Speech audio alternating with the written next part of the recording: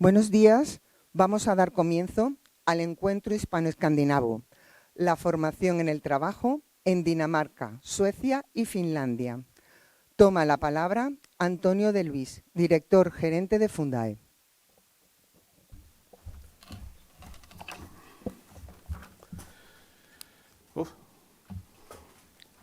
Parece que hay algún problema con el tráfico, ¿no?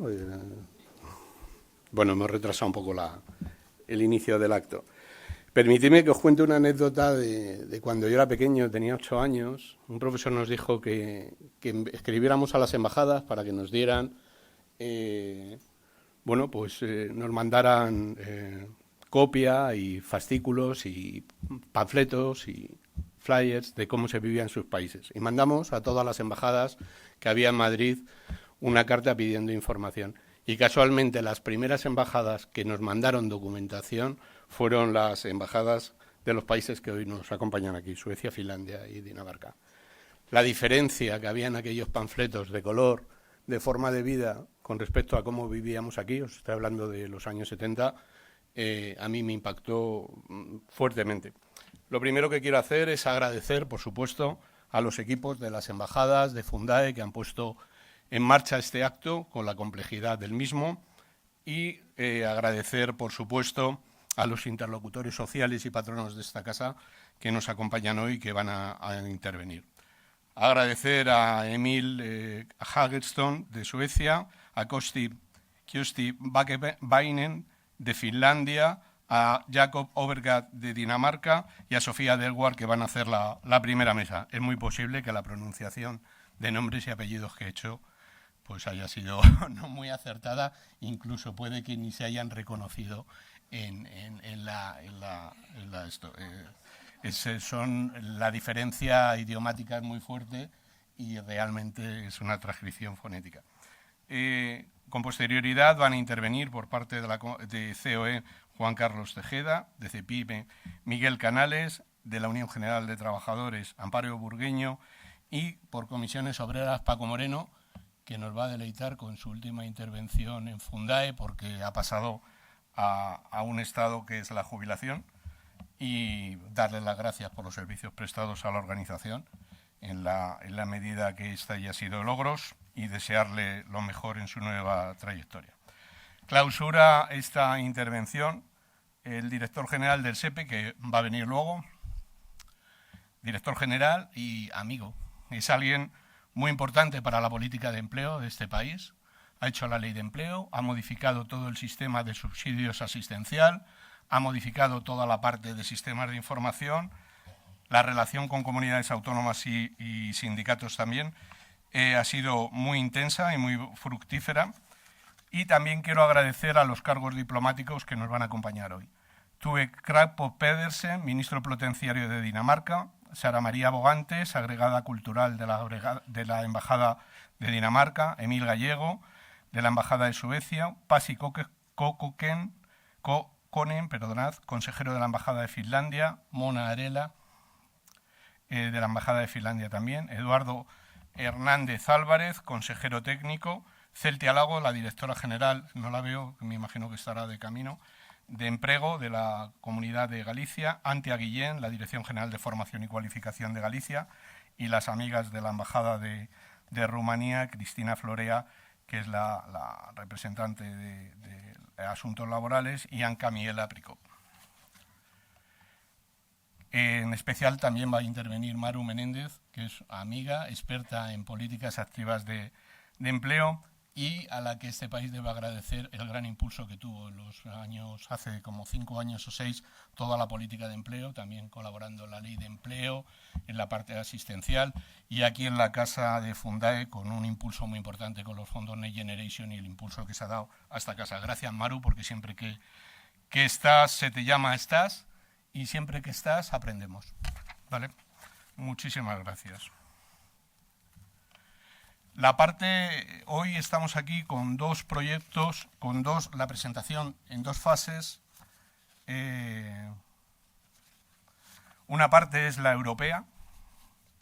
España siempre ha sido un país que ha evolucionado cuando ha ido con Europa. Yo me recuerdo muy fuertemente la parte de los fondos estructurales de los años 80-90. Realmente yo creo que casi todas las carreteras, vías, todo lo que se hizo en este país se hizo con fondo estructural.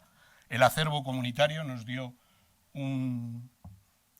una modernidad que nuestro país no tenía, por supuesto, era un país muy atrasado, y la parte de estructurar toda la parte presupuestaria y administrativa de este país, gracias a la disciplina europea, pues yo creo que ha venido muy bien. Y la otra clave del éxito del Estado, bajo mi punto de vista, es el diálogo social. El diálogo social en este país, cuando ha habido una misión y una visión compartida, ha supuesto un avance para nuestra ciudadanía, para nuestros conciudadanos, desde los pactos de la Moncloa de los años 70 a la última reforma laboral.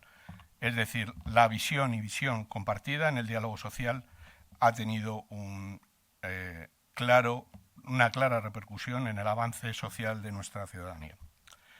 Hoy nos presentan aquí Dinamarca, Finlandia y Suecia, sus expertos, sus sistemas, de los que vamos a estar muy pendientes, porque considero que son países que tienen unas estructuras político-administrativas muy avanzadas y unas sociedades también muy avanzadas, de las que hay que aprender.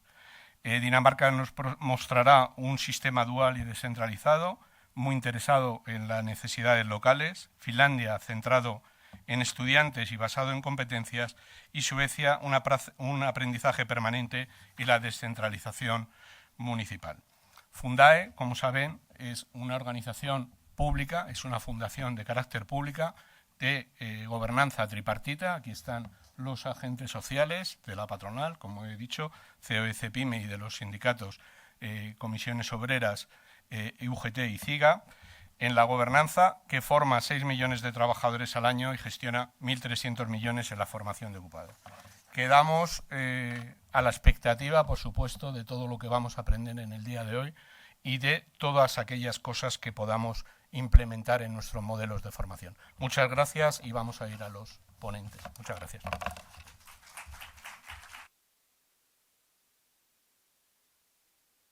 continuación, conoceremos la formación en el trabajo en los países escandinavos de la mano de nuestros ponentes invitados, a quienes irá presentando oportunamente Sofía Gutiérrez, de Fundae. Hello, good morning, ladies and gentlemen, colleagues and friends. First of all, I would like to say thank you to all of you for being here, but I especially want to thank Emilie, Kyösti and Jakob for being here today to introduce and provide us an overview of how your vocational training, workplace training and lifelong learning system works in your countries, because it would be very useful for us. I started speaking in Spanish out of respect and because I wanted to welcome you and say thank you to you. But what I'm going to do now is I'm going to introduce each of you, present you in Spanish, and then each of you will take the stand to do your presentation, okay? And then if we see that we have enough time for questions at the end, at the end of the 3 presentations, we'll have a short, well, depends, because at 12 we have a coffee, so we'll see. Okay? Well, I'm going to start presenting Emilie, and then Kyösti, and lastly Jakob. So, Emilie Hägerström es analista de Arbetsgivarverket, la agencia sueca de empleadores gubernamentales que representa a todas las agencias gubernamentales en Suecia como empleadores.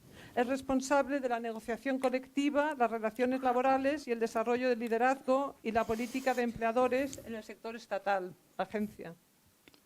En su función, Emilie se centra en la perspectiva estratégica y en el análisis de políticas para apoyar a las agencias gubernamentales para fortalecer la capacidad para atraer, desarrollar y retener talento. Contribuye al desarrollo del sector público formulando respuestas oficiales a las consultas públicas sobre cuestiones del mercado laboral y la administración pública, coordinando seminarios y otras actividades que destacan temas claves para la administración del gobierno sueco. So there, yes.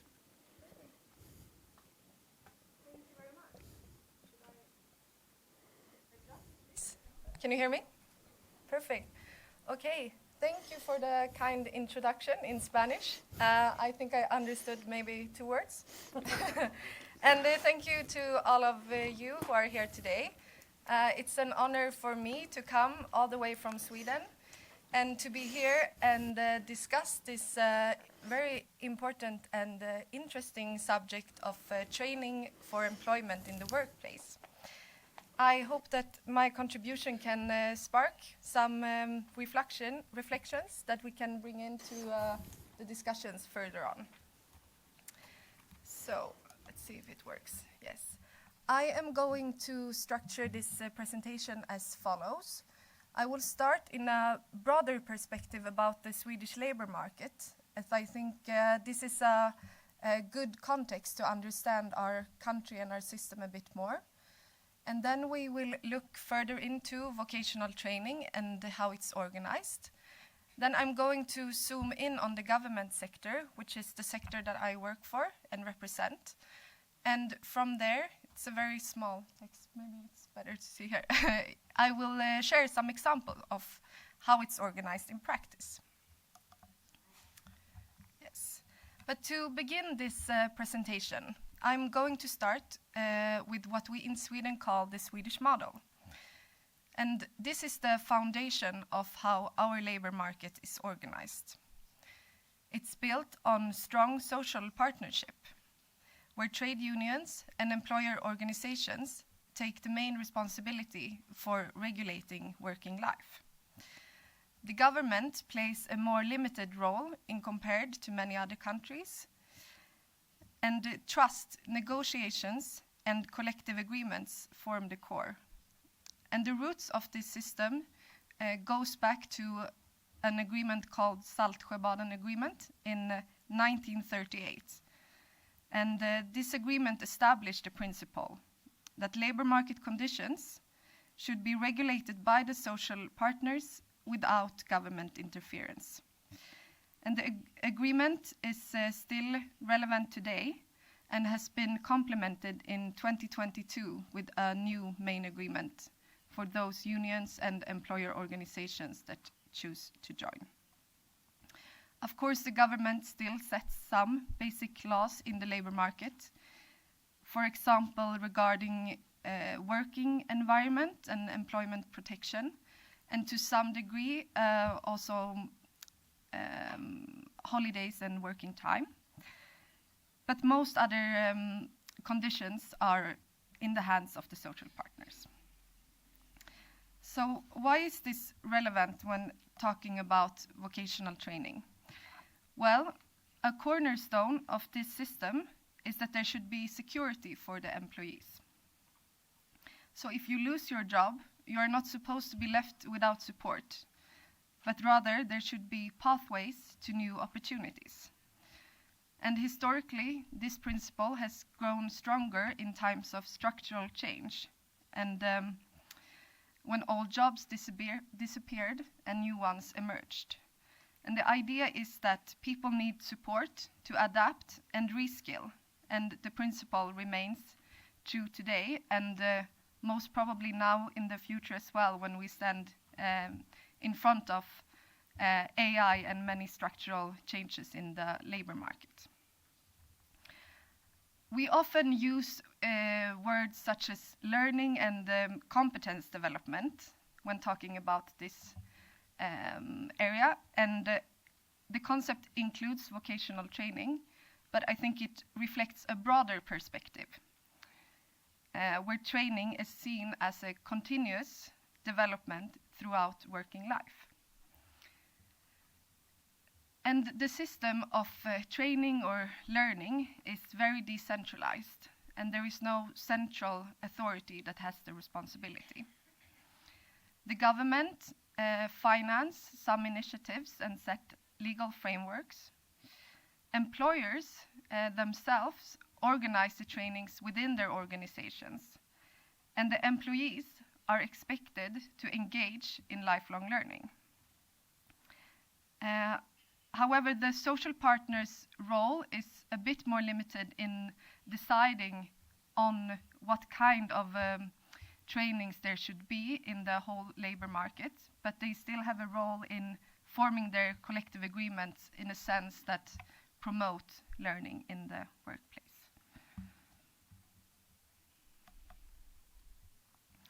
So I thought that I would give some examples from the government side of view. And a national priority is that of lifelong learning. It's not only a key factor for the individual in the labor market, him or herself, but it's also fundamental for the competitiveness of the entire country. And the system of higher vocational training is very established in Sweden. It's government funded, but it's carried out by the municipalities. And in addition to this,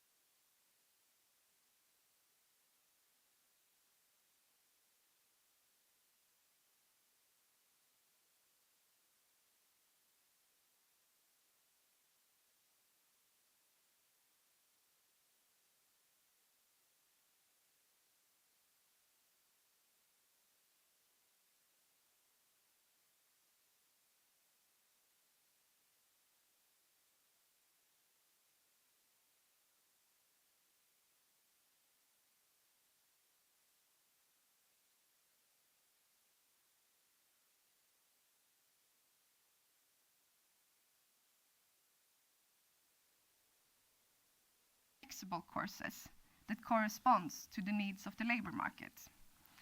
And they can do so even if the number of participants is low, since they get a financial initiative through this model. So this proposal reflects the same principle as other initiatives, that competence development should remain accessible and resilient, even in times, or especially in times, when we face structural change in the labor market.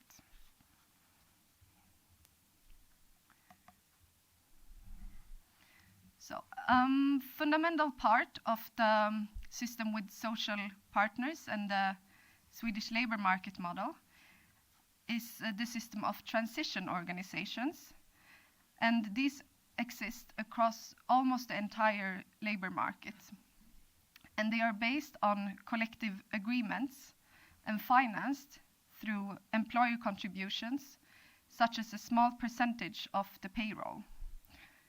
And this makes the system stable and independent from direct government fundings, as they are owned by the social partners themselves. The main idea of the transition organizations were to help those who lost their jobs to find a new job and reskill in that purpose.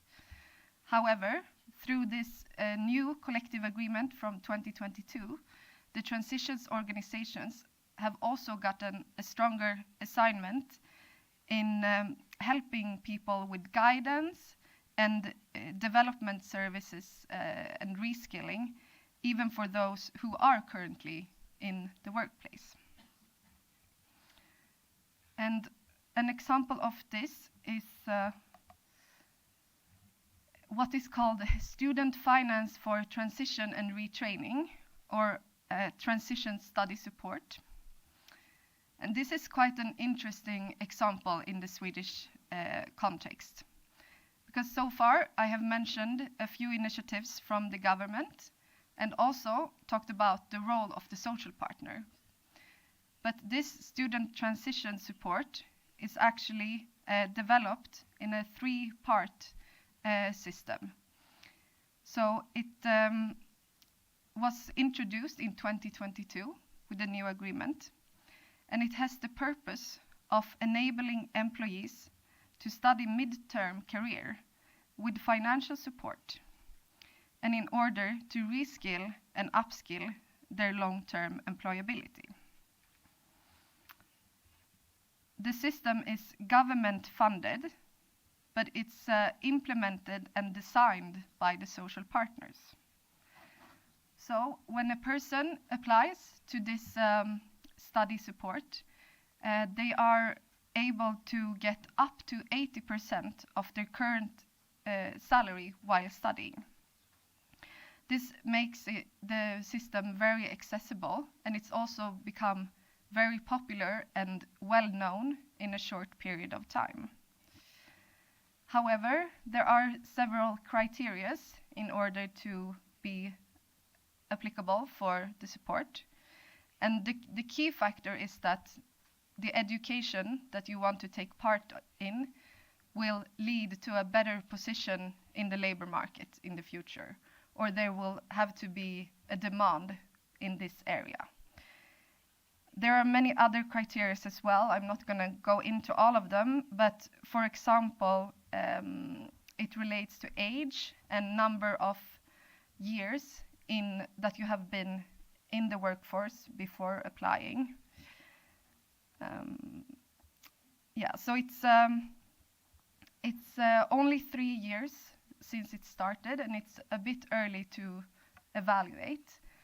But initially, the one thing you can say is that the system was quite heavy on administration, and the funds were paid out by the Swedish Board of Student Finance, and they were initially not able to keep up with all of the numbers of applications. But now during the years, they have tried to simplify the framework, but it's still a bit early to see how well it will combat the matching problem in the labor market. But it's a very interesting and good initiative still. Okay. I will now move into the government sector, which I represent. And the government sector, or state sector, or central government sector, is quite a broad part of the labor market. It consists about 250 government agencies, and this include all from the tax agency, the police, employment agency, and even the armed force and some universities. A defining feature of the Swedish government sector is that it is highly decentralized, and each of this agency is their own employer. So this means that they are also responsible for training activities within their organizations. So it's a lot of differences within the sector, but it also means that there is a possibility for flexibility. However, decentralization does not necessarily mean that it's fragmented. There are shared goals and values that all government agencies align with. So in practice, this means that while they are on the one hand free to decide on how to organize the trainings, they are still expected to work actively with training and learning, and they are held accountable by the government in doing so. And when it comes to funding, competence development or skills development is not supported by earmarked government funds. Rather, it is primarily financed through the government agency's own budget. And they therefore need to think of ways to integrate trainings in their overall planning and priorities.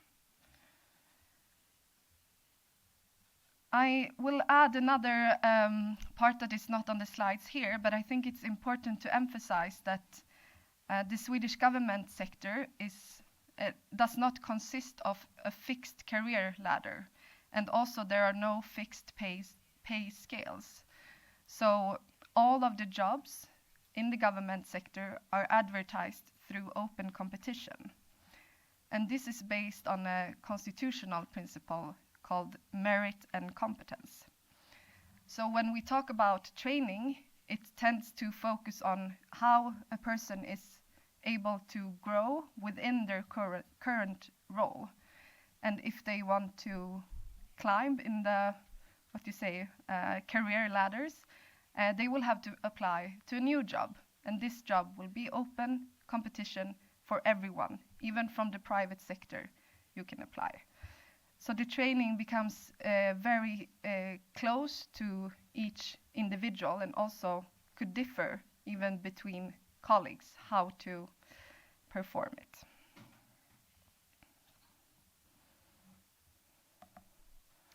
So, as I mentioned, there are still some shared goals, even if the system is decentralized. And one example of this is our common employer strategy. And it can be seen as a common direction.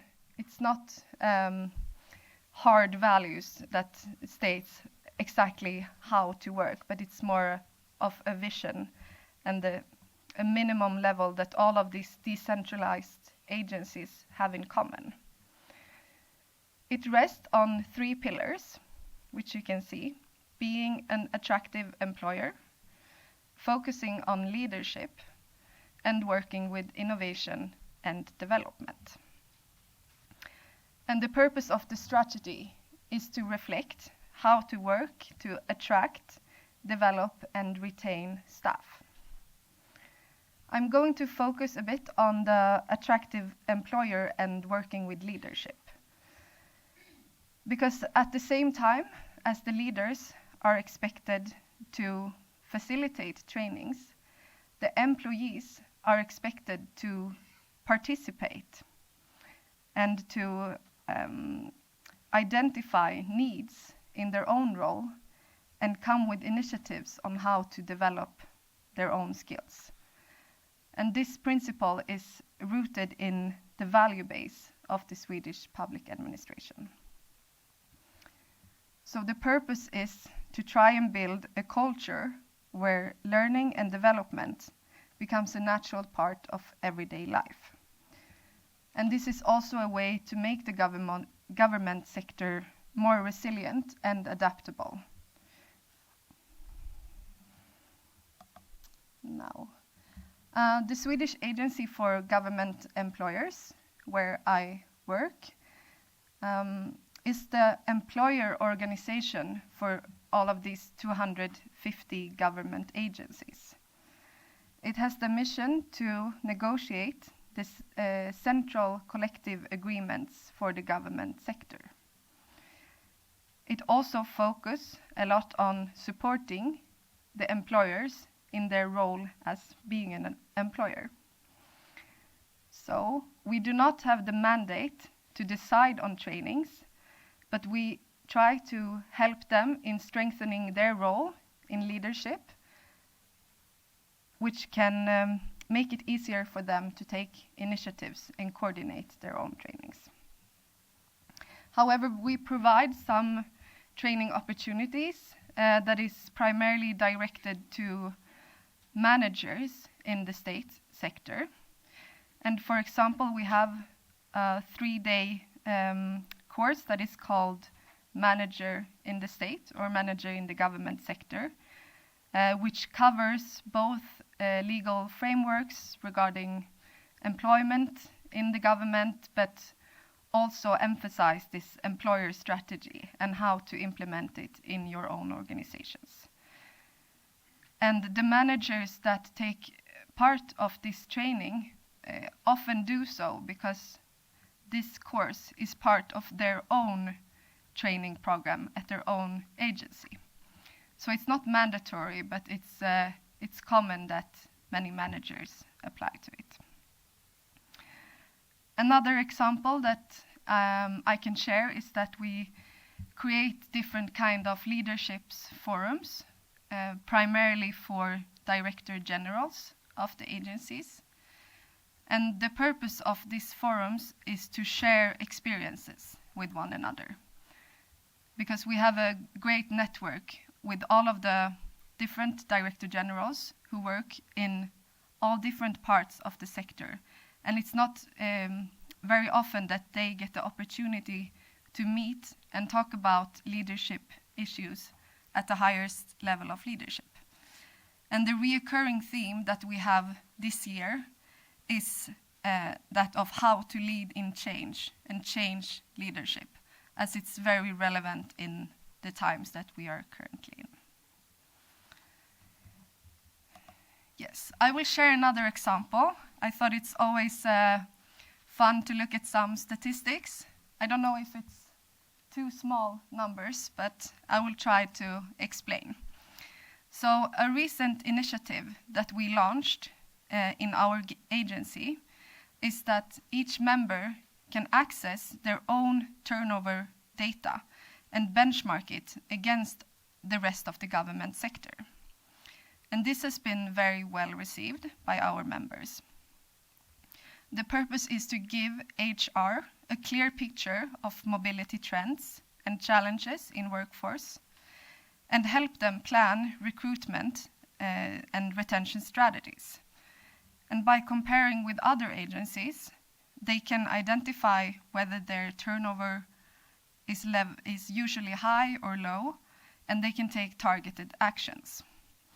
So in practice, the purpose is to make workforce planning more evidence-based, and it helps the agencies anticipate trainings and need of skills in order to develop their organizations. So on the screen, I have taken an example agency, which you can see on the top of the screen. And the lower part is the average of the whole government sector. So for example, and yes, I will tell you that the average statistics we have on our website, so it's accessible for anyone to look into. And when you do so, there are actually even more data behind all of these columns, but now we can only see the front page. So in this example, we can see that the example agency has around 70% of turnover rate compared to 9.9% in the average. And we can also see that a large share of employees leave within their first 4 years, which is around 50% in the example agency compared to 42.2% in the average. So I will not get into it more, but it's an appreciated initiatives by our members. Of course, we are not exactly sure if they use it for the purpose of training, but it's been very valuable for them to be able to follow the trends in turnover and other kind of data in order to plan the future needs of the agency. Okay, what is time? Good. As I said, the system is decentralized, and therefore I thought it could be interesting to share some practical examples of how training takes place in practice. So my first example is the Swedish tax agency, and this is a very large employer, I think around 10,000 employees, and the agency is also spread out over the country, so it's geographically decentralized itself. However, in the agency they have a dedicated learning unit with around 50 employees.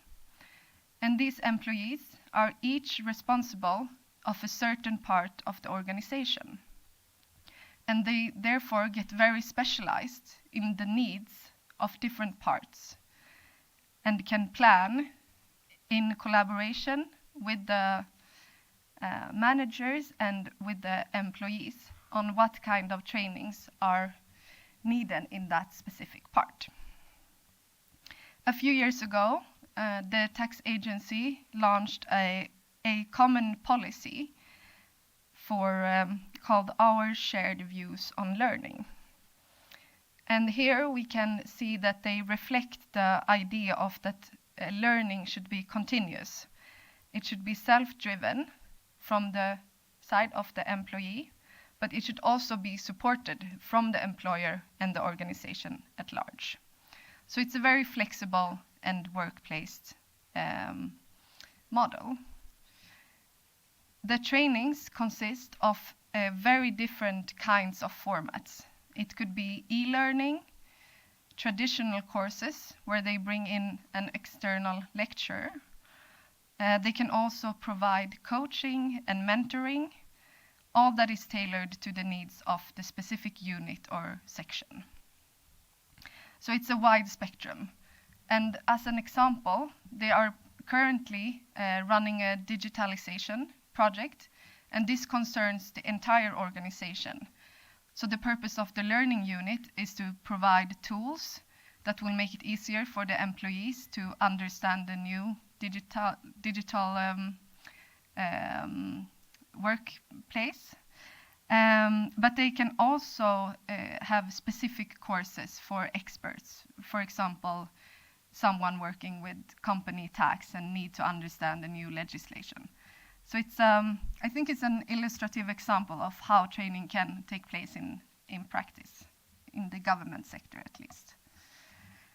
And before I move on to my last example, I will tell you shortly about something in the government sector that is called local transition funds. And this is an important tool to plan the need of skills in the organizations. And these are economic resources that has the purpose to reskill and transition staff.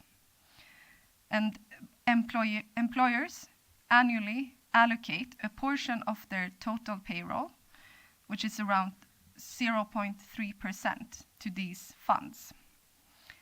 And the perspective is long-term and to be proactive. You should not wait until redundancies or a crisis occur, but rather you should prepare the staff and organization for future change. And these funds have the purpose to combat this.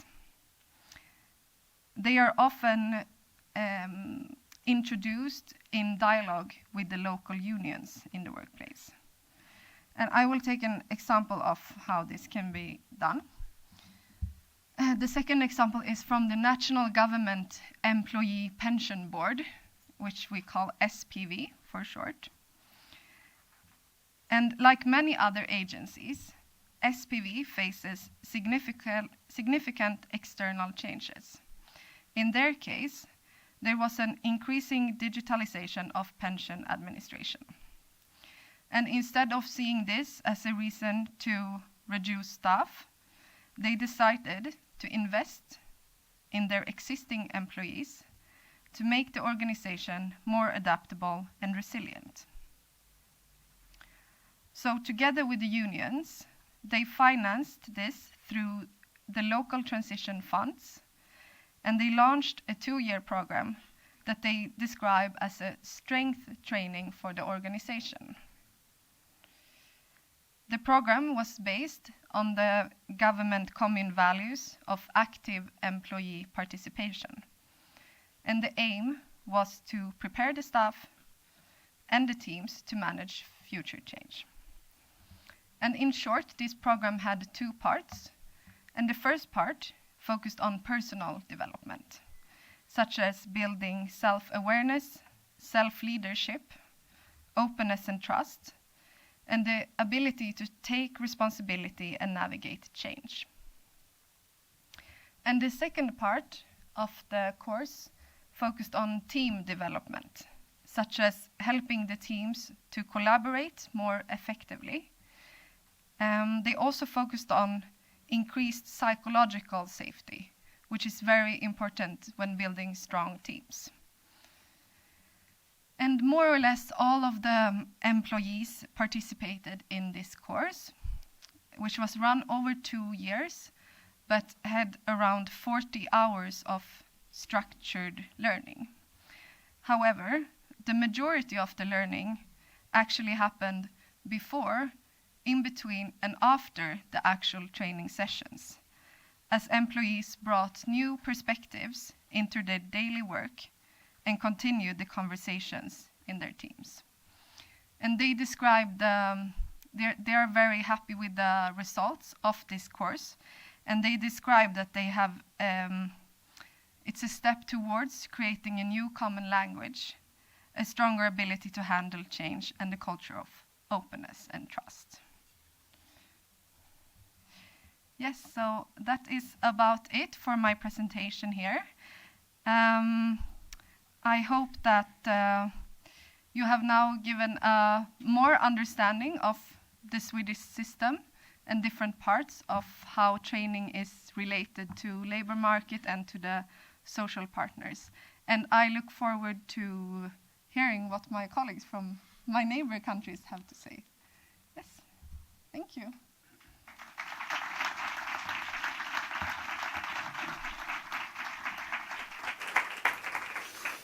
Thank you very much, Emilie. There was a lot of food for thought, lots of things to ask you, but maybe, hopefully we will have time afterwards, and lots of things that are similar and things to...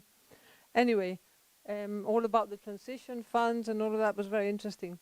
Anyway, now I'm going to introduce Kyösti. El doctor Kyösti Väkeväinen es el director ejecutivo del Instituto Finlandés de Gestión Pública, HAUS, que es un instituto que sería como similar, el paralelo al INAP en España. Tiene una amplia experiencia en administración pública y transformación organizacional, con un fuerte enfoque en el fortalecimiento de las habilidades y competencias del Gobierno Central de Finlandia. Bajo su liderazgo, HAUS impulsa la innovación, el desarrollo del liderazgo y la digitalización, al tiempo que promueve activamente la cooperación internacional a través de proyectos financiados por la Unión Europea, asociaciones globales e intercambios de conocimientos. Hemos visto también que HAUS tiene una plataforma de recursos digitales, de la que creo que nos va a hablar, OPIVA, que también será interesante. So, welcome, thank you.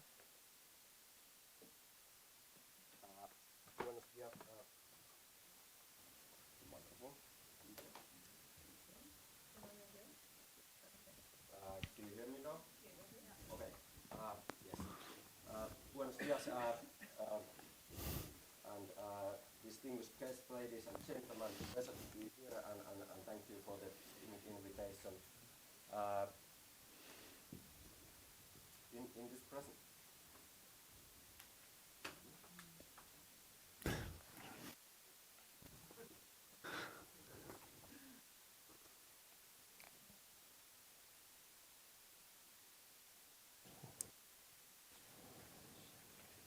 Okay. Okay. Sounds. Do I speak? Okay. I don't know. Can you adjust a little bit voice, or is it like too loud?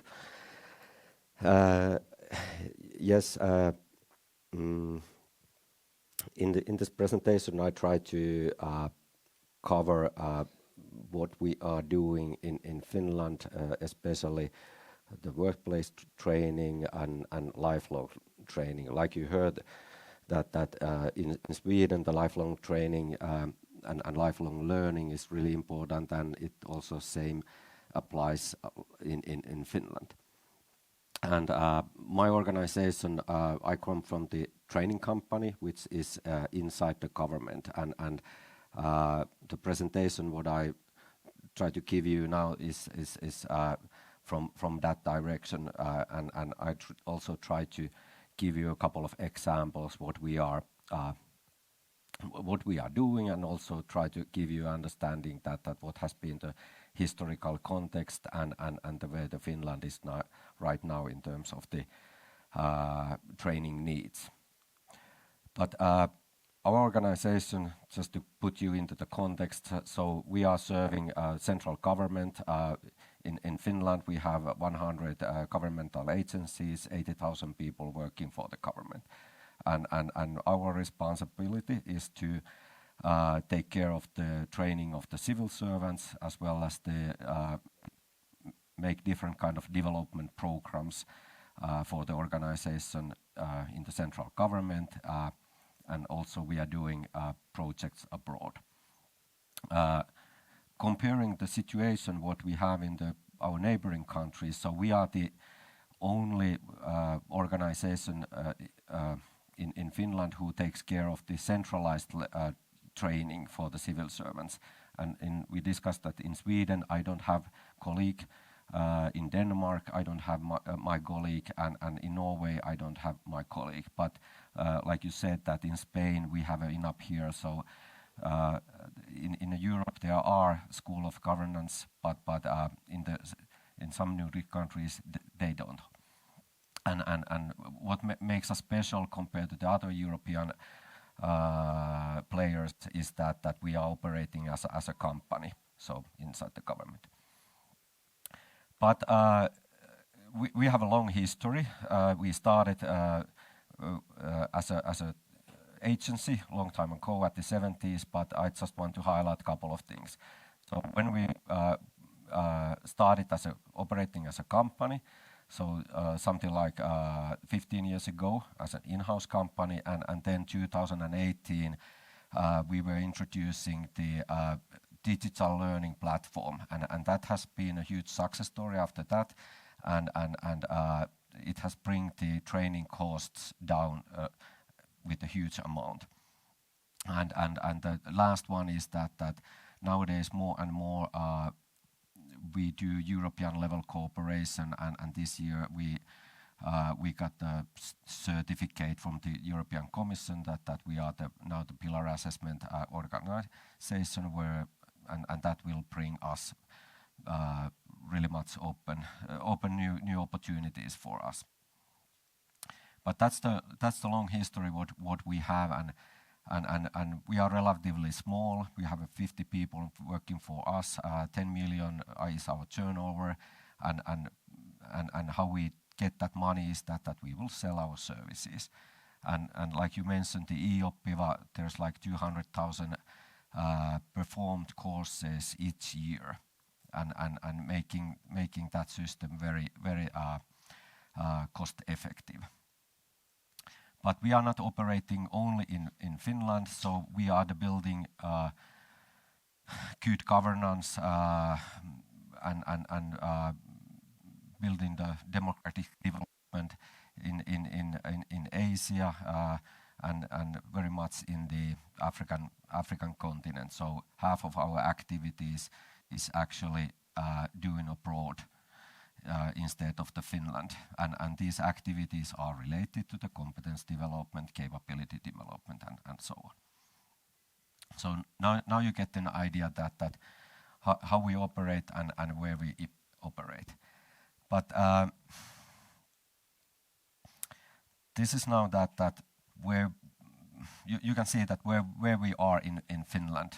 And if we take a look to the economical development, what has happened during the last decade, so you can see that after 2008, the economical development has been really stable, and if you follow the political discussion, what we have currently in Finland, so there are like two things that where we can get more economical activities, and where we can save in the public sector spending, for example, and these two topics are in discussion, and of course the economical growth, there's really much to do with the skills development and with the training development and with the innovation policy and all these kind of things that what we currently need right now. But this is just to put you into the context that where we are. So we definitely need economical growth, and also because of the demographic development, of course the healthcare costs and that kind of spending has been increased. And if we take a look to the to the current workforce distribution what we have. So if I start from the central government, so it represents only a small fraction of the workforce, and those are my customer base is there, and then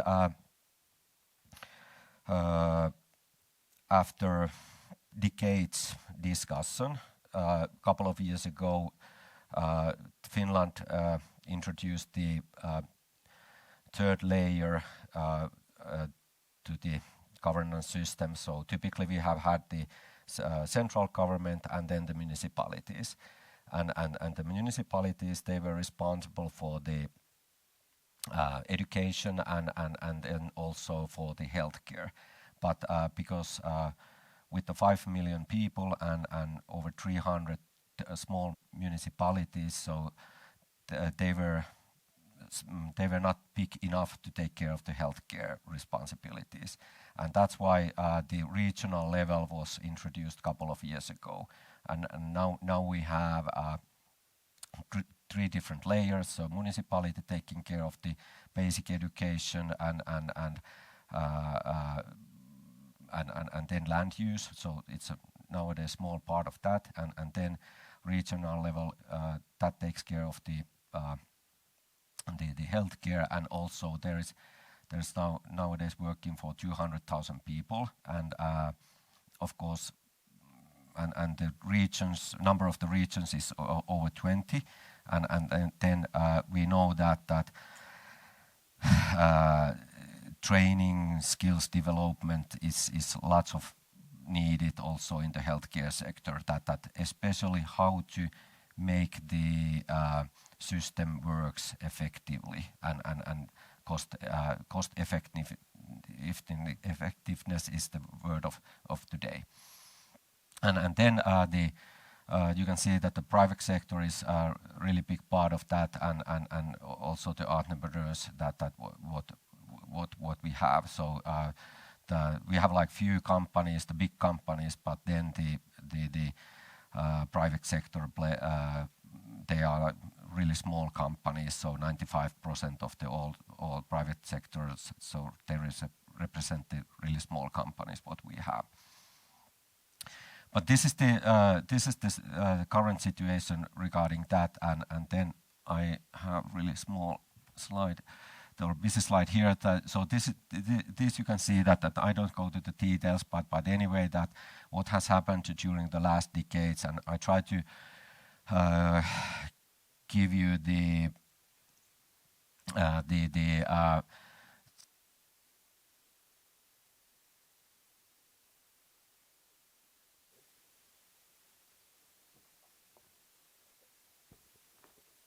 This is now working.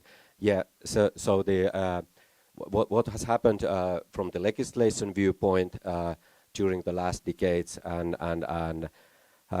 for example, I just raised the one thing that early 2000 this kind of support, that the Adult Education Act was introduced, giving the opportunities for the adults who are in the working life, so they can train and make the skills development for themselves. But that took like 20 years, and nowadays during this year, this adult education allowance was like phased out, and there was also the discussion that why and so on. But because you saw the previous pictures that there were like cost savings there. So nowadays people are more and more, they have to take care of themselves for the training, and also you can see what has probably in all our countries that how the training has been development. So the traditional classroom training, we still have it, but it represents a small part of that. So it has gone to the delivery channels are the digital ones nowadays, and really small micro learning courses what we have.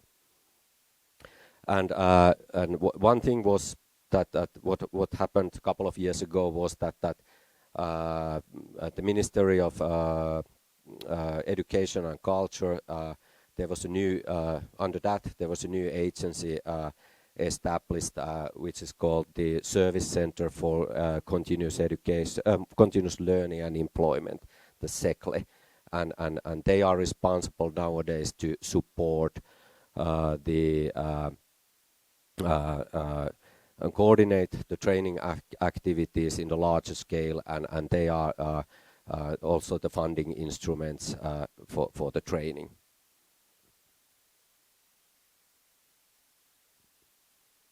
But if we see more detailed that what are the Finnish national level actors when we talk about the training, so of course the Ministry of Education and Culture, they have a big role there that setting the strategic governance. Probably this is in every country, and also allocate the funding for that. And more the Ministry of the Economic Affairs and Employment, they have a bigger role as well, like you saw in the previous picture, that because of the GDP development has been really stable, and then the SECLE operating under the Ministry of Education nowadays, 2 years. And then also we have other national level organization taking care of the quality of the education. So Finnish national agency, EduFi, and they have different kind of boards there, and the audits for the university sector, and for the also for the training actors, that how do they operate and keep up the good quality level. But at the regional level and the municipality level, what I was telling you, that then what kind of players we have there. So nowadays municipalities, they only have the basic education responsibility, and they will focus that.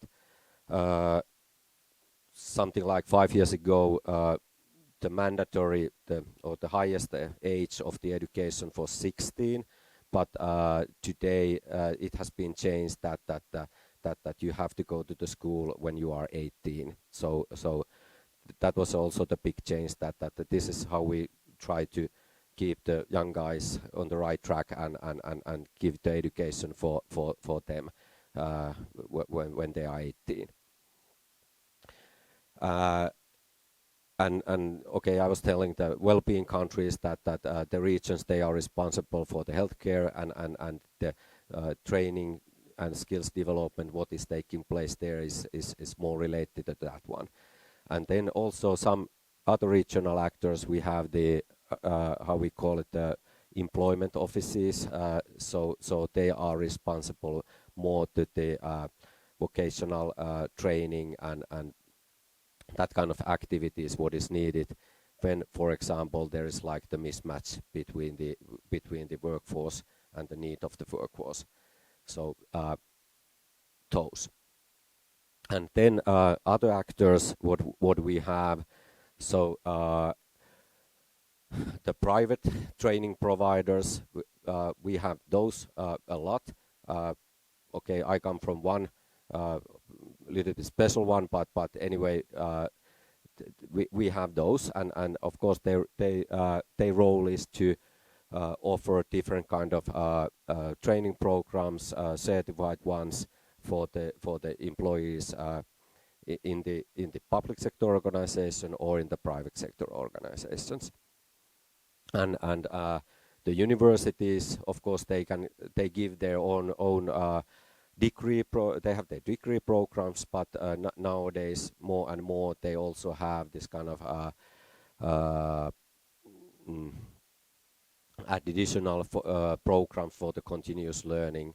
So and people are using them those as well. And the local ones, the vocational education providers, so they are responsible for the work-based training, and then also some other actors there. We have high schools, summer schools, and that kind of things that which provide also the skills development for the adults, and this way supporting the lifelong learning. And also the labor market organizations, the national level actors, and there's a good discussion between the employee organizations and the unions and then the government that how we can and forecast that what are the future training needs, so that the connections are good and the discussions are good, and then agencies under the Ministry of Education and Culture, so they operate and make these forecasts that what are the future skills needs, and then of course that's one way to control the amount of the students in the universities, for example.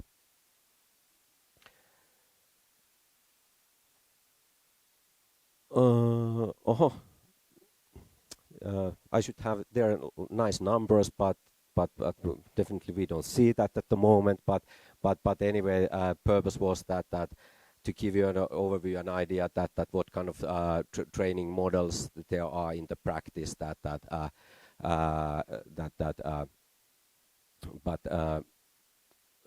perhaps I will skip this. But anyway, then the next, the SECLES funding. This is one case example that this new agency was established to give funding, and within 2 years they have funded different kind of training programs with the amount of 100 million euros. So that can be related to the changes and digital transition and that kind of things. So they are playing a big role in Finland. And as a last example, I would like to tell you a very practical example. So this comes from our organization, that how we operate and in really in practice. So according to the OECD, the lifelong learning is growing, and also the way we can ask that what are the ways to support that. So microcredentials are one, and during 2017, Finnish government, when the Prime Minister Sipilä was in charge, so there was a strong emphasis to digitalize governmental services and for example tax administration and all these kind of different things, and part of that big process. So also we started to think that can we somehow go from the classroom training, which is really slow and time consuming, and also Finland also the big country, and the experts are distributed in the different cities. So the question was that how we can provide equal training for everyone, and how that could be like accessible for them, and then idea came that could we have the Netflix of learning, and that was like a vision for us that can we build this kind of system that where you can well, like you all know that what is the Netflix, so in a similar way that's how to scroll the different kind of learning programs there, and the philosophy behind was that the learning is for everyone, and not only in the governmental sector, but also for the other public sector or for the companies. And this started from really small pieces at 2018, so something like 7 years ago, and nowadays it contains hundreds of different kind of learning programs, which the duration of those are something like 30 minutes, maximum 60 minutes, and because of the customers, because of the audience, that nowadays you don't have so much time to participate into the formal trainings, and you can do these kind of things when you are in the bus or train, going to the work or from work, and that was the idea, that we will hit to the places where the people have some certain amount of the time. And e-oppiva is the name of the concept, and nowadays the users are in the governmental sector. Half of the, if I say that the first slides what I was showing, that last year there were like 200,000 performed courses, and half of those were from the governmental sector, and the other half comes from the other public sectors, or from the citizens, or from the companies, and the content is really general. They can be related to the leadership, HR, change management, and all these kind of things.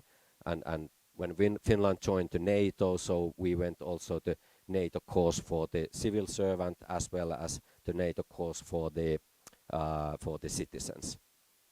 And this is the super effective way to distribute information and learning. And here you can see that was what has been the development of the users there, and also the development of the price per performed courses. And nowadays the price of the one performed courses is a little bit less than €4. So it's super cost efficient way. And what we do in HAUS is that we will run the process. So we own the process, and within every third week we introduce the new course. And how we do it, because we don't have a knowledge of everything, so we rely on the network which is around us, and that's the philosophy, that we run the process, but then the network and all the experts around us make the content, and also we try to keep the good quality, and also reward from the good content, and like in the US they have Oscars, so we have that as well. So every year we will reward the participants who has participated to create the different courses. So you get the idea that it's not necessary that you don't do you do everything by yourself, but related to the you do this in cooperation with the other experts. But as a summary, I hope that you get some kind of idea that what we are doing in Finland in terms of the skills development, training, and lifelong learning. So we have a strong legislation there. We have make some improvements in the legislation. Delivery, you saw that we have lots of players there, so we have a decentralized delivery, and also good discussion with the different social partners. And of course the aim is that we will aim to the flexible operation that to respond to the different kind of market needs. So that is one of the main goals. What worries about me is that the current discussion about the budget funding, and we can see the small signs that in some places the funding has been cut. So that's one challenge what we are facing at the moment, and it will cause some uncertainty. But I hope that you get some kind of understanding at what's going on in Finland, how we as an institute operate there to support our customers and our employees. So looking forward to the discussion what we have in front of us. Yes, thank you. Gracias.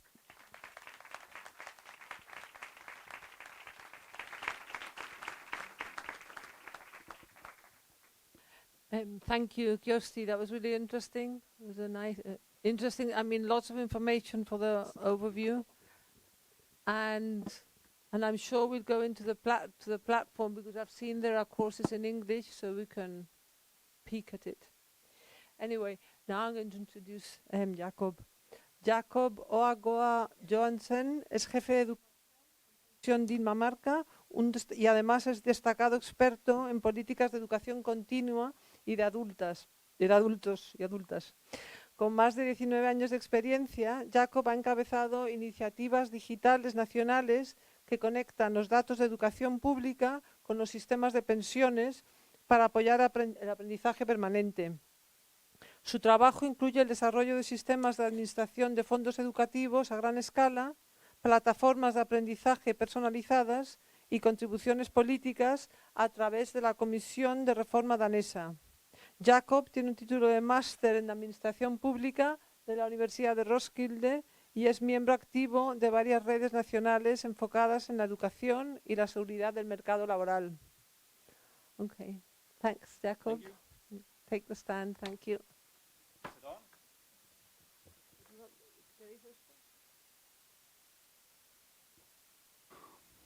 Well, that's a bit loud. Is it better now? Could you turn it down a little bit, perhaps? Yeah, I think this is much better. Well, first of all, thank you for the invitation. It's always a pleasure going around the European countries to learn how their vocational training is organized. So first time for me in Madrid, so I'm very thankful for this opportunity. Today I'm going to talk about the adult education on the job in Denmark, focusing on the private sector, because that's mainly my focus. And my focus is also going to be on unskilled and skilled workers. So the agenda today for my presentation is, first of all, like my colleagues, just a brief introduction to the Danish labor market, so you get the context of Danish both labor market policies and also vocational training. Then I'll speak a little bit about lifelong learning and adult vocational training in Denmark, how the finance is, and especially I'll have a focus on the competence funds in Denmark, which my company administers, and then a short presentation of our digital overview on adult education for members and companies via data and a national login. And yeah, that's actually my agenda today. So the Danish labor market sort of resembles the Swedish labor market. Denmark has a population of 6 million people, and currently we have a record high employment rate in Denmark. For the first time ever in Danish history, we have 3.1 million people in employment. So that's a record high, and the unemployment rate is currently 2.9%, and most of that unemployment rate is actually transitioning into employment. So right now, the companies, they face recruitment challenges due to the fact that there are not that many people to recruit, and especially in IT, life science, and also manufacturing, there's a great demand for workers, but also skilled and especially unskilled workers. We had an increase, especially seniors, in the employment labor market, meaning if you're over 65 years of age. Since 2010, the employment for seniors have doubled. And last year, the government also made a new law saying that the pension age in Denmark, which is currently 67 years, has to increase to 70 years in 2040. So we're expanding our workforce by increasing the pension age. Oh, is it? Yeah, sorry. It works better. Okay.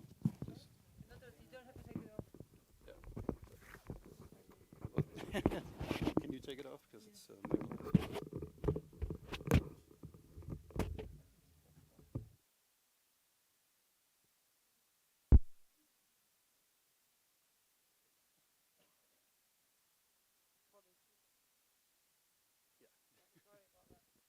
Is it better now? It's not. Is it on? Is it on? No? It's on now? Okay. Thank you. So, yeah, where was I? I was at the pension age. So the pension age has been increasing, but prognosis shows that in 2030, Denmark will, despite this, lack around 100,000 workers that are skilled and have a surplus of 65,000 unskilled workers. So there's going to be a massive imbalance due to the demographic development in seniors, but also actually we have a smaller youth cohort in Denmark, young people. There's going to be a decrease in 10% of young people in Denmark. So there's a great need for adult education for the unskilled workers, and also that the seniors that stay on the labor market need digital and other courses to be able to stay on the labor market. And also I just had a little overview of the education levels in Denmark. As you can see, also with PensionDanmark, we have mostly the unskilled and the upper secondary education and the vocational education, which is our target group. The thing is that in Denmark, if you have a higher education or short or medium higher education, you participate in lifelong learning almost automatically. But the target group that really needs upskilling, unskilled and skilled workers, they do not participate in lifelong learning as much. So that is our main focus in Denmark right now. So in Denmark, like Finland and Sweden, we have a really long-standing tradition on adult learning. In the 19th century, we had the folk high schools where peasants and farmers could go to school, and we had quite a large adult vocational training system for unskilled and skilled workers that were formalized in 1960 by a national law. So furthermore, we also had a system for adult and further basic education for mainly unskilled and skilled workers, which was introduced by a major reform in 2001.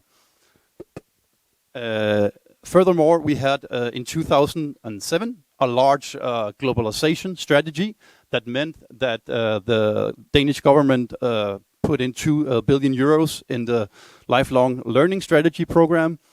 And as a tripartite agreement, the government said now that we are funding this new initiative, we also want the social partners to partake in this funding. So therefore, in 2008, the social partners within the collective bargaining system set up competence funds that are an addition to the public funding. So all the social partners and the government partake in funding of adult education. And basically, like the labor market, the vocational education system in Denmark is based on a close cooperation between the government and the social partners on a national level, on a regional level, and also on a municipal level. So on a national level, we have every 3 to 4 years, we have tripartite agreements between the employers' organization, the trade unions, and the government.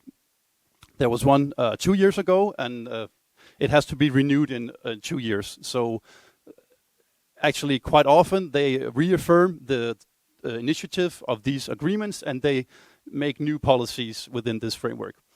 Furthermore, the legal framework is also based, I think, quite uniquely on a cooperation between the Ministry of Education, who has the law, and then the social partners can make a lot of input to the legislative framework of the adult vocational training systems. And also, which I will emphasize more in my presentation, the financing depends on both public funding and, of course, funds from the social partners, mainly from the companies.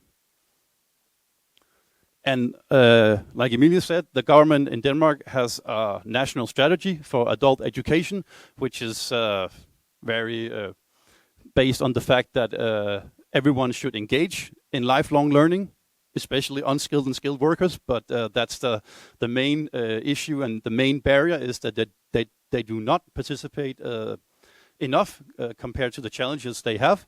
It's mainly higher educated people who participate in lifelong learning.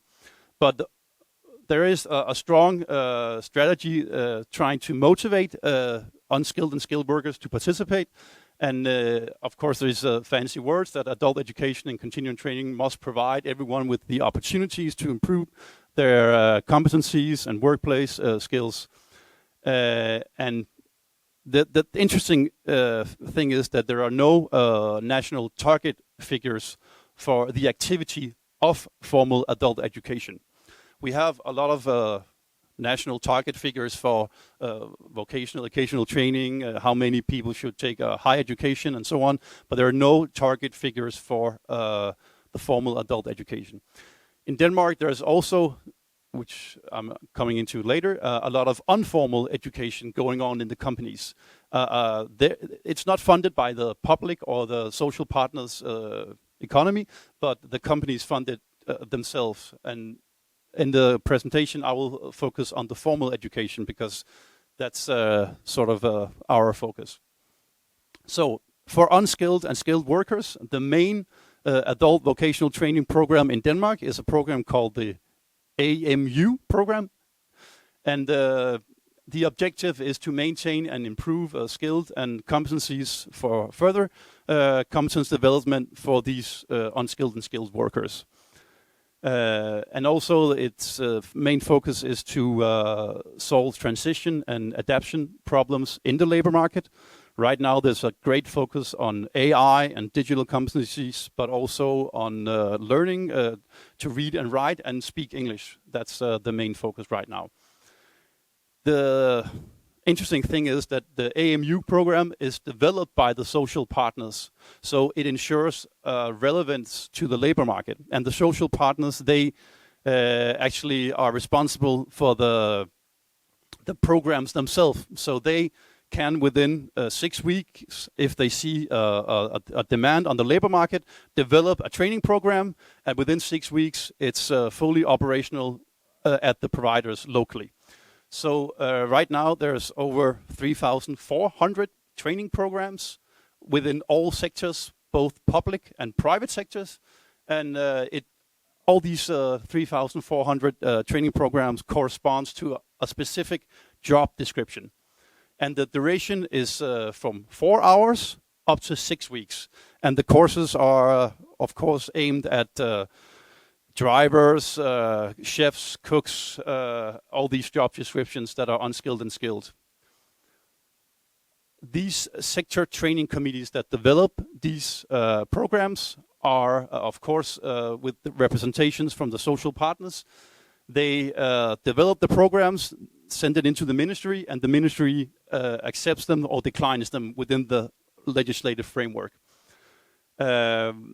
We have in Denmark over 100 local providers, which provide, like schools and so on, which provide these training programs to companies locally if they send their workers to adult training programs. It can both be physically at the school, or it can also be online. So the activity is in 2024, there were 412,000 training programs taken by around 200,000 participants, uniquely participants in 2024.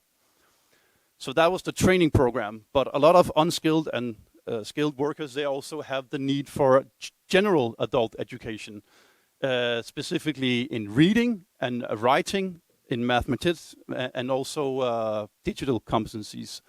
So we have a dyslexia program for them as well, and we have preparatory education for adults as well.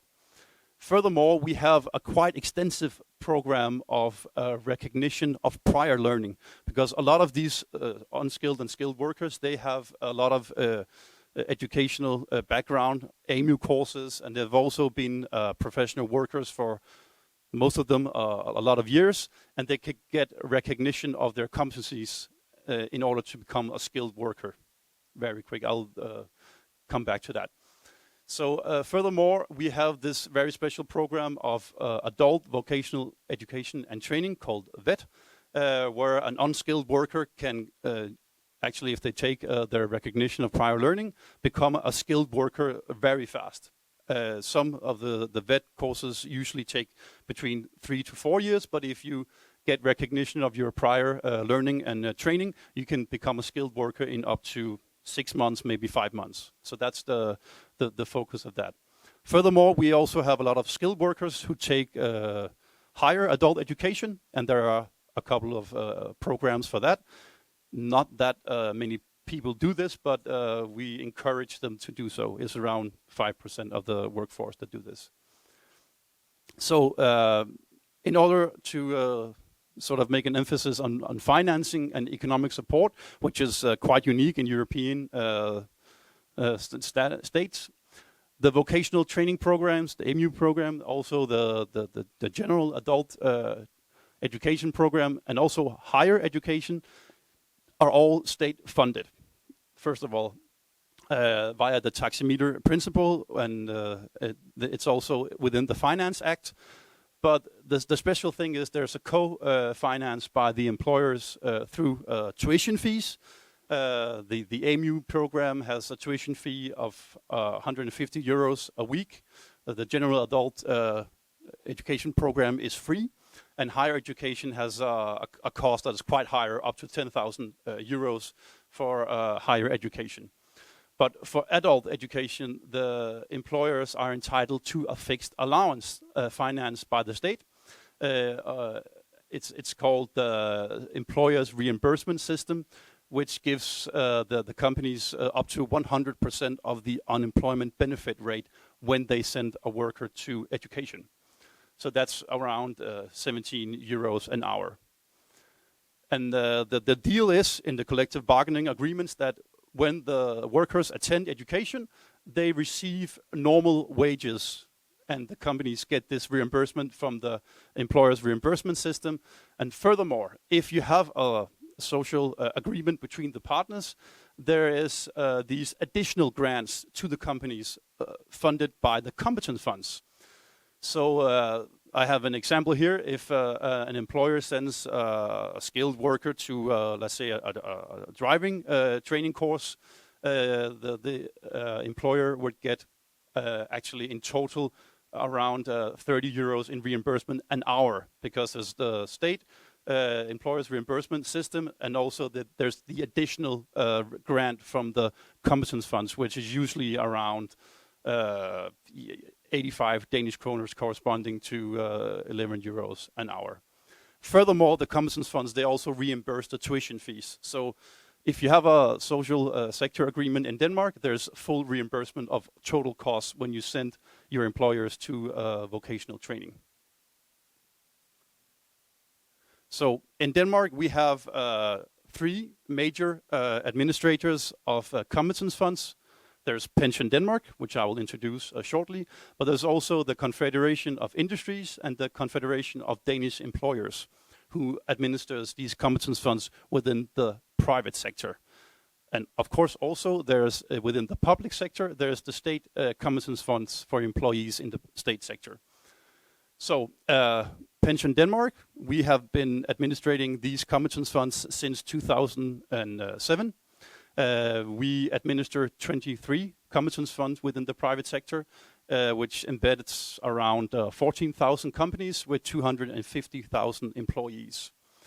The governing boards of these competence funds are the social partners, and they represent all the sectors that we have. So they have the competence to make a decision of how high the grant should be, which courses should be subsidized, and so on.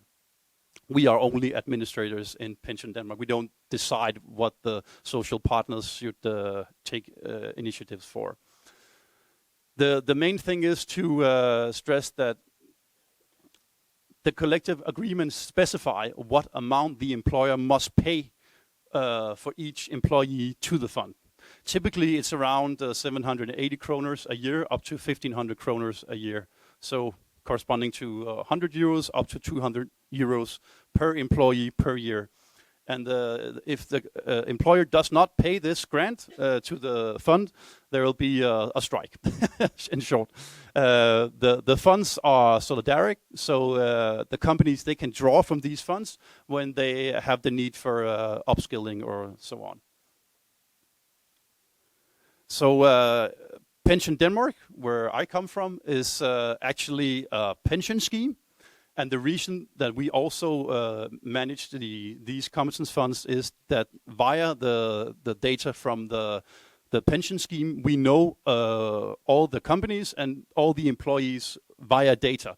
So in 2007, when the globalization strategy was made, the government sort of looked into the market and said, who can administer these new competence funds? And they appointed us because we know within the manufacturing, construction, transportation, hotel and restaurants, and so on, these sectors, we know everything about our members and our companies because we have the pension data of these companies. So each month, the companies, they pay a percentage, typically around 13% of their wage to the pension scheme. And from that payment, we know which person is employed in which company and on which sector agreement they belong to. And we use these data to administer the competence funds, which is quite unique, actually. So we have the pension scheme, but we also have healthcare schemes, which are also embedded in the social partners sector agreements. So yeah, that's a short view on PensionDanmark. Of course, our main focus is the pension scheme. We are owned by the labor market partners, so the unions and the employers' organization are our owners. So we, of course, do what they want. And these numbers here are figures of how many assets we have in billions euros in regards to the pension scheme. We have around 840,000 members. And out of these 840,000 members, around 330,000 of them are active members on the labor market. And of this, 250,000 are covered by the competence funds which I administer. So that's sort of the deal. So as I said before, in the collective bargaining agreements, they specify what the companies must pay to the competence funds. So every 6 months, we collect the employers' payments to these funds, and we do this automatically via data from the pension scheme. So we have a unique data set. And furthermore, we actually had, since 2012, had a cooperation within the Danish Ministry of Education. So we also receive data from the Ministry of Education of all the adult vocational training programs and all the adult education that goes on in Denmark.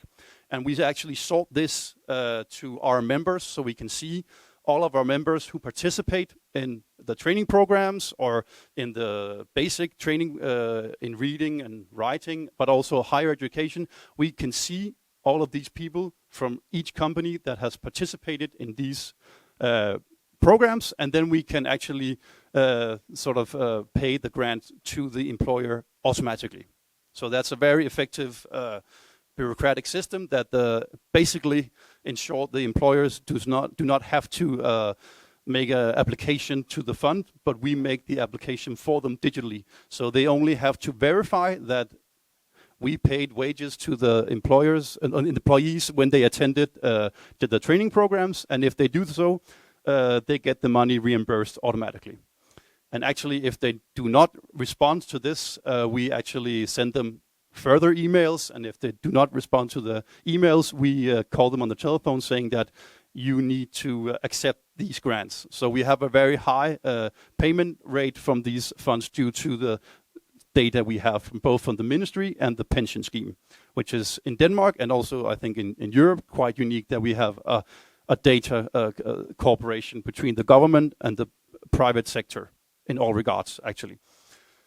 So the collective agreements, they specify how many days the employees can attend the training program each year. Typically, it's up to 10 days a year, 2 weeks, that the employees can attend training programs or adult basic training.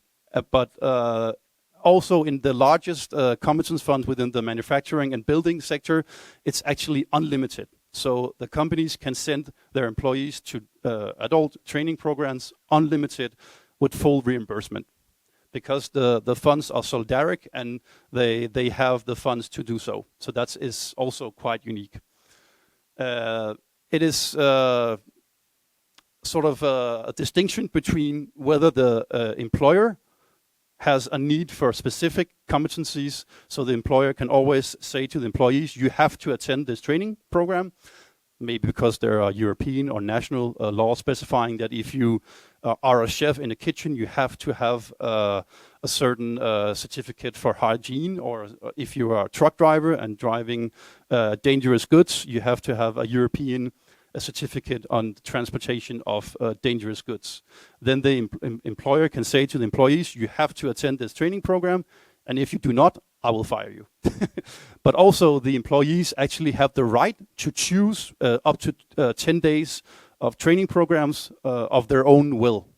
So and if they do so, the employer cannot say, no, you can't attend these training programs, because the employee has the right to choose themselves. So that's quite unique, that both the employee and the employer can choose what is relevant. Yeah. A little bit of numbers. The grants primarily go to the adult vocational education training program called the AMU program, which is about 87% of the grants. So there's also a little bit of payment towards the general adult education, only 7%. Private courses consist of only 4%, and then higher education is only 2%. But if you think of it, our target group is unskilled and skilled workers. So for the most of them, the relevant education is the vocational and educational training programs. So that's actually, yeah, the main activity. So a little bit about the educational background of our members. As you can see on the light blue color, 52% of our members are skilled workers, and around 40% of our members are unskilled workers. That's also why they take the training programs. In 2024, we paid around 80 million kroners to the companies, which was an increase of 23% in activity in regards to 2023. And we can see now in the first half year of 2025, there's actually an increase of 26% in payments. So the activity of the training programs is going up, which is very positive, especially amongst the unskilled workers. And I have to stress that it's also very important with these digital overviews, because most of our companies are small and medium-sized companies. We have a lot of big companies in Denmark as well, and they are very good at all these training programs. But the small and medium-sized companies, they see it as a challenge, because they may only have like 4 or 5 employees. They do not have a large HR department who can take care of this for them. So that is why we, along with the Danish Ministry of Education, has had such a great focus on digitalization and data sharing, so we can sort of make all this bureaucracy automatic, so the companies do not have to, fill out these forms and everything. We do it for them. That's why. We had just over 50,000 courses last year with the grants were paid to, which is also an increase of 7%. But if you look at those members covered, it was only 18% of the companies who in 2024 used these competence funds. So why is that? That is because the economy is booming.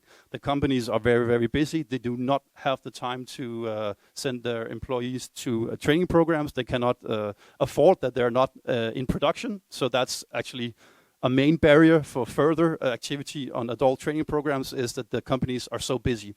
They cannot, they have to use the workers in production.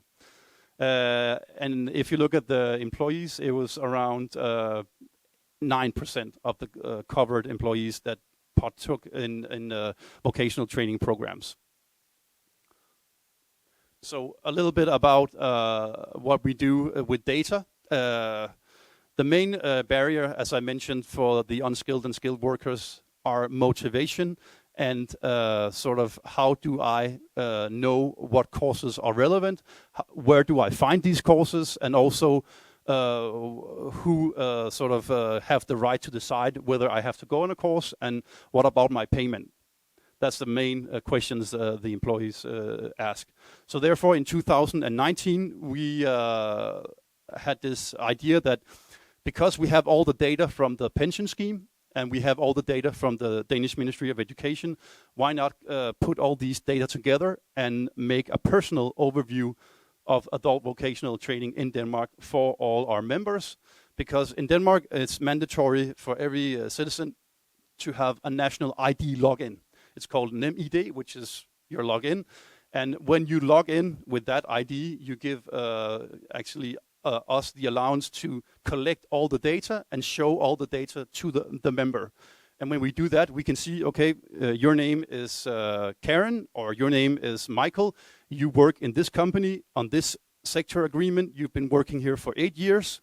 Your educational background is that you are a skilled or unskilled worker. You have taken these 8 training courses. So we would recommend that you take these next 3 training programs. Also, we can show you your training account. We can say, for this instance, this especially we have an app for smartphones. You have 15 days on your training account, which you can decide over which courses you have to go to. So when you log in with this ID, we show you your account. We show you, based on AI, what courses we think are relevant. And actually the members, they respond very well to the fact that we make a recommendation of what courses are relevant, because there are over 3,000 training courses. So when you, like the Netflix idea, when you make a personal recommendation, we can see that the members respond very positive to this. And as I will mention later, we have actually seen a 20% increase in activity because we make this digital overview. You can also see all the courses that you have completed, both training courses and basic adult courses in reading and math.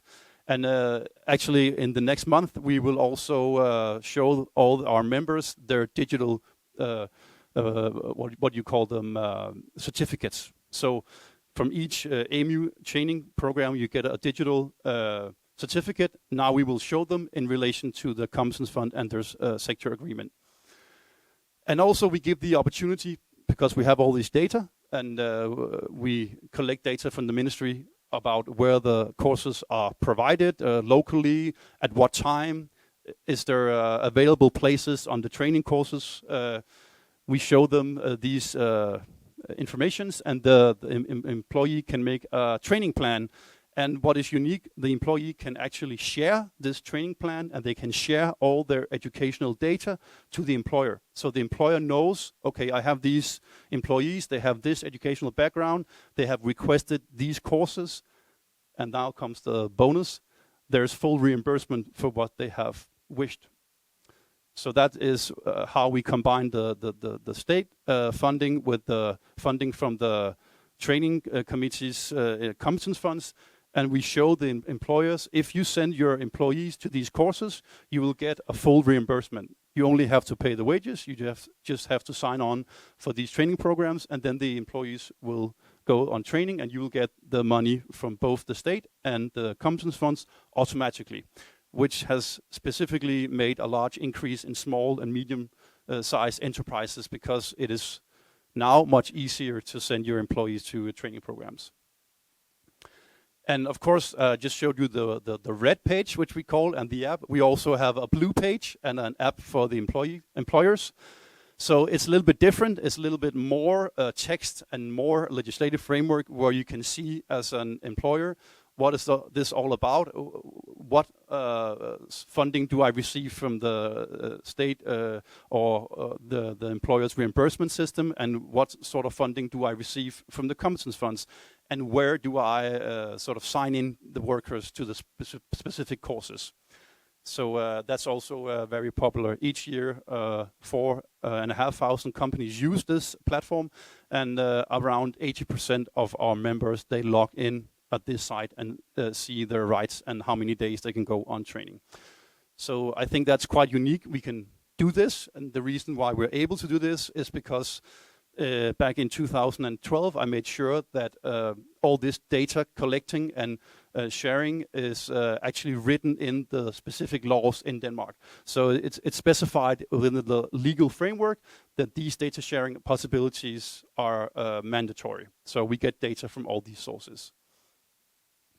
So because we had a lot of success of showing training programs for unskilled and skilled workers, we were invited to come and join the Danish Reform Commission, which was an initiative by the last government on how to make the Danish labor market ready for future imbalances and so on.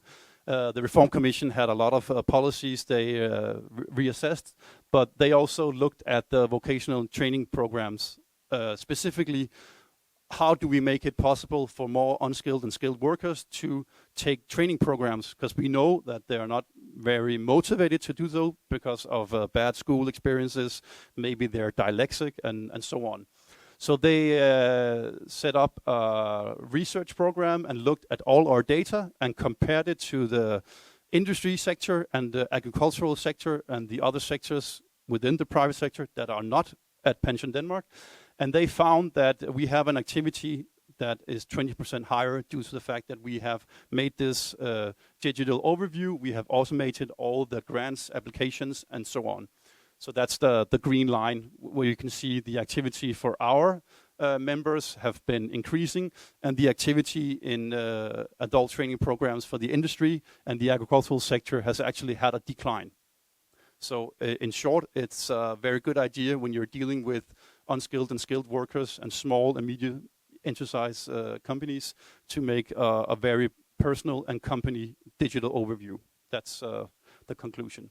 So I think my time is running out. So key points, like Sweden and Finland, the social partners have a big say in the adult vocational training programs. There's a tripartite government agreements between the social partners and the government every 3 to 4 years. The legal framework is also in collaboration. The funding is in collaboration between the social partners and the government. And there's a high level of trust between the social partners and the government and the providers in regards to both the development of the training programs and the financing, and being able to share data amongst the ministry, the providers, and the administrators of competence funds, and also the Ministry of Finance. So that's quite unique. However, there are still barriers for further adult education, which we need to address.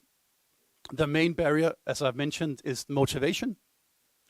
A lot of the unskilled and skilled workers that really need upskilling and maybe basic education, and also these workers are the first to be in surplus. They do not wish to attend training programs. So that's why we have tried to make it personal and putting it in the app where they can see what is relevant for you, and we can see that it's working. So we're now emphasizing on using AI to recommend even more courses and making it more accessible to also the companies. But the main issue is that the PIAC report said that 18% of the Danish adult workforce has a low level of proficiency in reading, and also around, I think it was, 17% of the population had a low level of proficiency in arithmetic. So we still have a lot of barriers in that regard. But also, as I mentioned before, one of the key barriers to further activity is that we have a very, very busy labor market. The companies, they don't feel they have the time to avoid having their workers in production and sending them to training programs. So that's maybe a luxury right now. But also we have experienced during COVID, for example, the competence funds and the activity in adult vocational training programs are very cyclical. So during COVID, we had a lot of sectors who were closed, and the employers were actually able to attend the training programs online instead of being laid off. So within 2020, 2021, we emptied almost all of our competence funds. And right now we have a lot of money in the funds because the labor market is so busy. So it's very cyclical of how the use is in Denmark. Yeah. I think that was my presentation. Yeah. Yeah.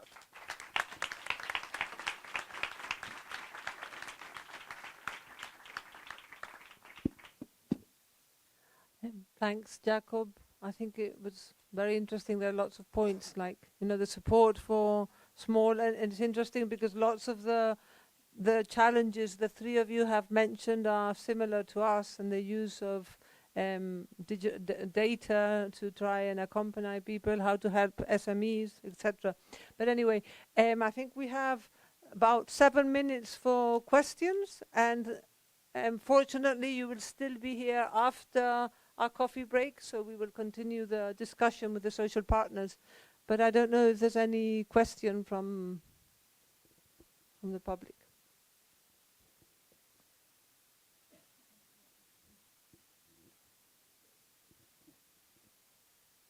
There was a lot of information, so we're probably still digesting it all, I guess.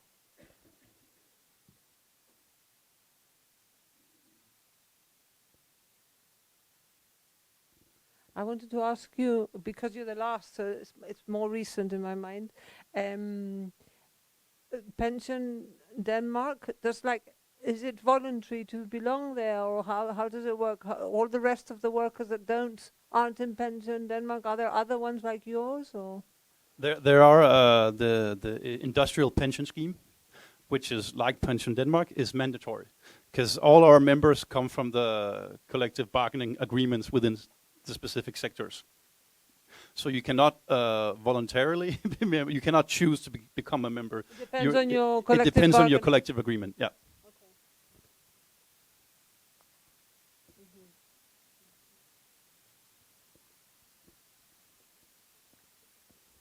Well, I think if we don't have, oh sorry.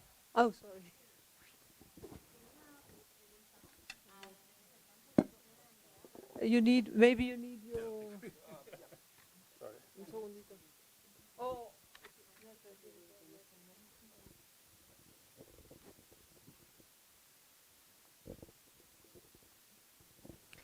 Quería preguntar al señor director representante de la Agencia de Finlandia, haciendo esta comparación con el Netflix del sistema e-OPIVA. ¿Cómo puede un interesado acceder a este sistema?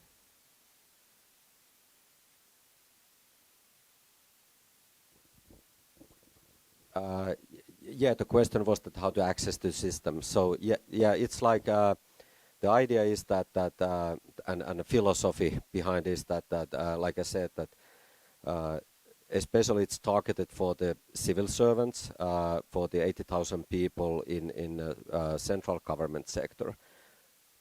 But because of the need for this kind of short and high quality training, so we have opened that also to other sectors as well. So there is a content for the municipalities, for the regions, and as well as for the citizens, and the contents. It's the offering is a really large offering what we have there, and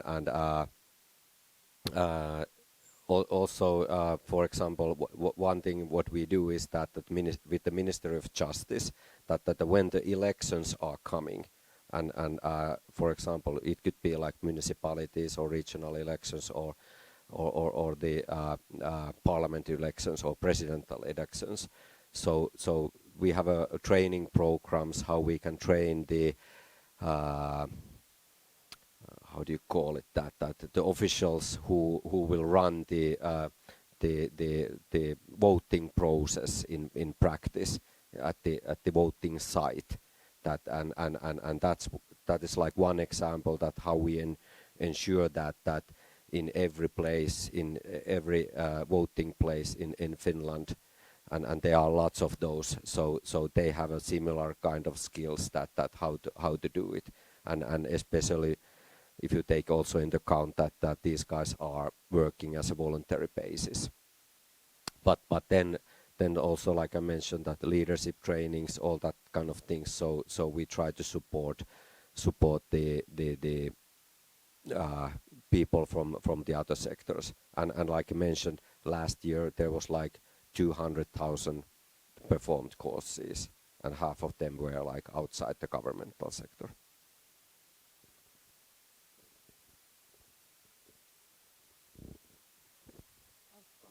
No, sorry, I didn't know what it was. I think there are two more questions. Hay dos más preguntas.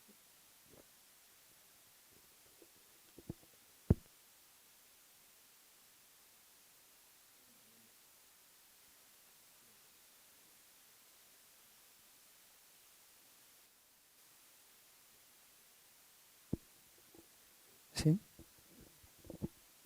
Bueno, en primer lugar, muchas gracias por vuestra charla. Quería haceros una consulta. Creo que, si no recuerdo mal, Emilie ha dicho que esta formación bonificada y estos créditos, el formato de estos cursos es a través de tanto digital como Classroom de manera presencial. Quería preguntaros a Kyösti y si en Dinamarca y a Jakob, si estos cursos, ¿no?, a través de las aplicaciones que habéis mencionado, ¿es todo a través de formato online o también hay opción de formación presencial?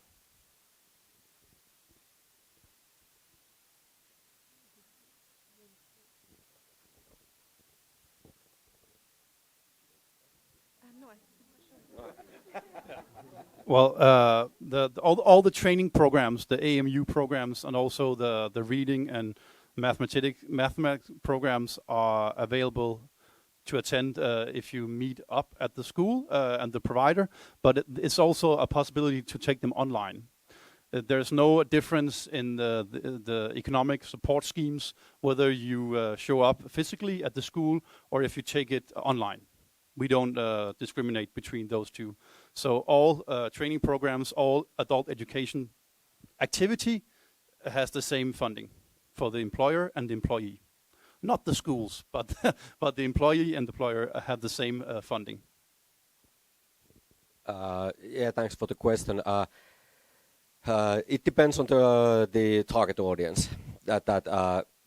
The online trainings, we have those, and they are more this kind of basic training, basic skills, and that kind of things. But then, depending, for example, if we take like leadership training, and if we think that the top leaders and when they participate to the training, so then the let's say the discussions between the participants, they become valuable, and this is what you can't do in online training, or that's not so good.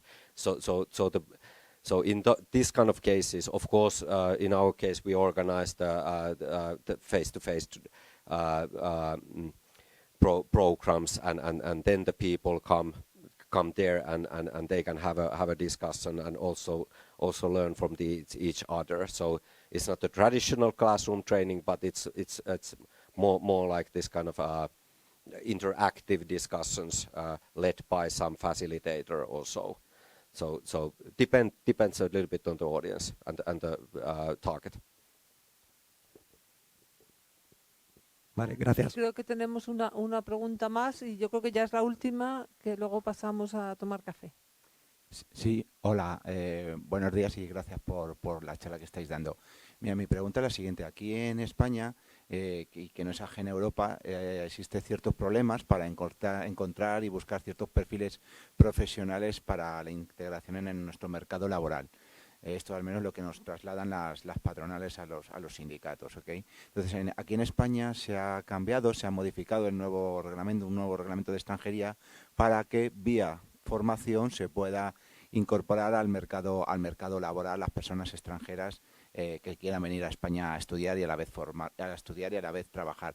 ¿Existe algún modelo en vuestros países similar o cómo abordáis esta situación de esa falta de mano de obra y con vistas a traerlas desde el exterior? Gracias.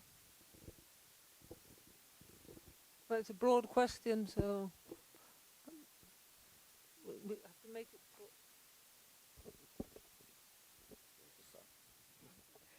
I can try and start, as I understood the question about including migration to solve the issue of this mismatch. There is political, I would say one initiative is to look at the salaries, like the minimum salaries, and this has been debated in Sweden, whether migration labor should have a higher or lower minimum wage. Moreover, I'd say the language barrier is quite important, so focusing on learning the language is more or less the basic need in order to then further join other kind of vocational training. So I think that's where the main discussion is on the wages when they come into the labor market, but before that is knowing the language.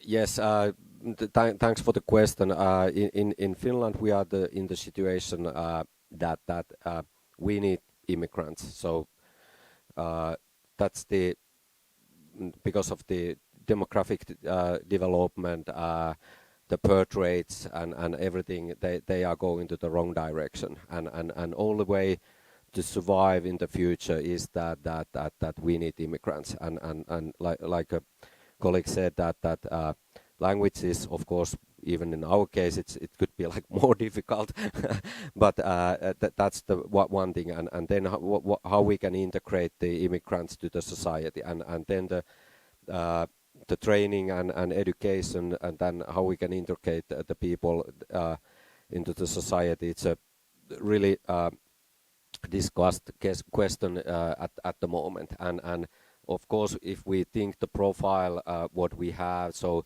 the need is especially in the high educated people because of the companies what we have, and that is.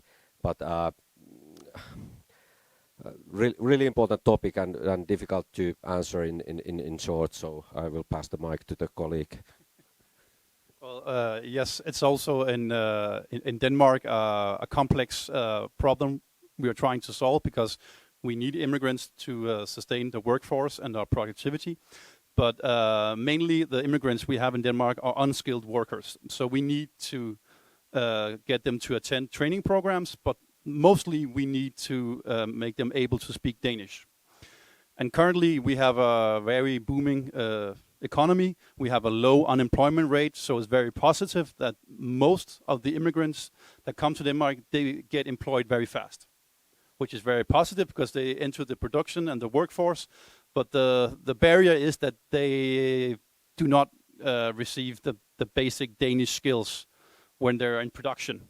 So we have 2 years ago had a new initiative which is named Learning Danish on the Job. So we have a scheme where if you are working as a cleaning lady within the service sector, you will 6 hours a week attend Danish courses at the job, in relations to the words you use when you clean a building. So that's the start of learning Danish, and we have seen that is much more effective than the previous Danish courses provided by the municipalities, where the immigrants, they sit and receive sort of cultural language courses. Now they receive on-the-job training in Danish in regards to the job function that they have, and the results are much better. So that's our experience. Well, yes, it was a big topic and very interesting too. I think we'll stop now for coffee. Thanks so much to the three of you, and thank you to everybody.